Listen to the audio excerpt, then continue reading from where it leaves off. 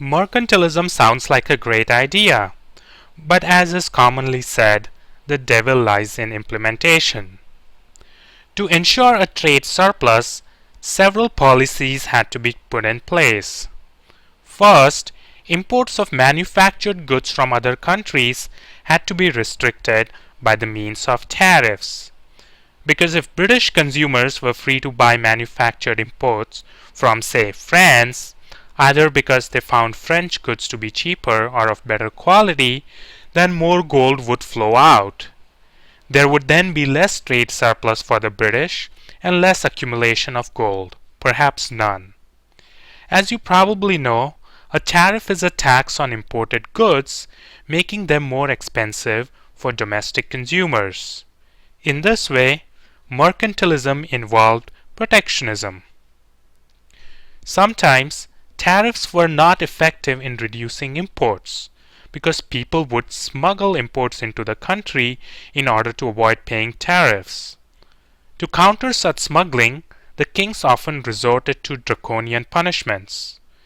One historian writes that in 18th century France, a country that was also a big practitioner of mercantilism, 77 were sentenced to be hanged, 58 were to be broken upon the wheel, 631 were sent to the galleys, 1 was set free, and none were pardoned, all for the crime of illegally importing calico, a kind of cotton cloth, from India, which the French consumers delighted in wearing.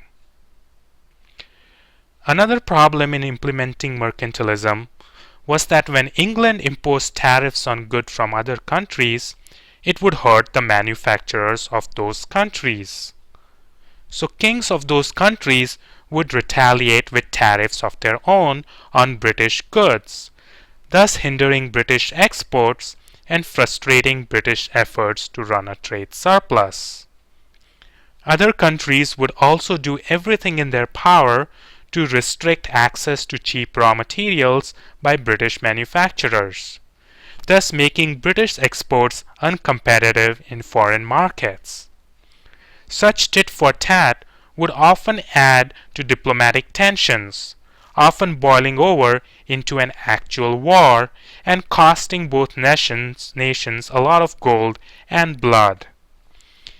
In order to get around this pesky problem of retaliatory actions by the European powers, Britain would try to acquire colonies, that is, lands outside Europe where Britain could exercise control and force upon them policies that were favorable to Britain's trade balance.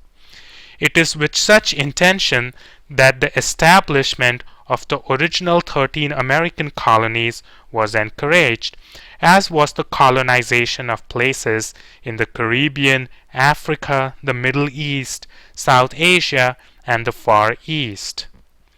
Such colonies served two purposes: a source of cheap raw materials and a captive market for British exports. But the process of acquiring colonies would inevitably lead to conflict with the native people of those lands, because people in general do not like to be colonized. So again, a lot of British blood and treasure would get spilled, both in conflicts with the natives and also in conflicts with other European powers when they tried to compete for valuable colonies. What's more, to ensure that the colonies played their proper roles, the people in the colonies had to be prohibited from setting up their own manufacturing, so that they would continue to buy British exports.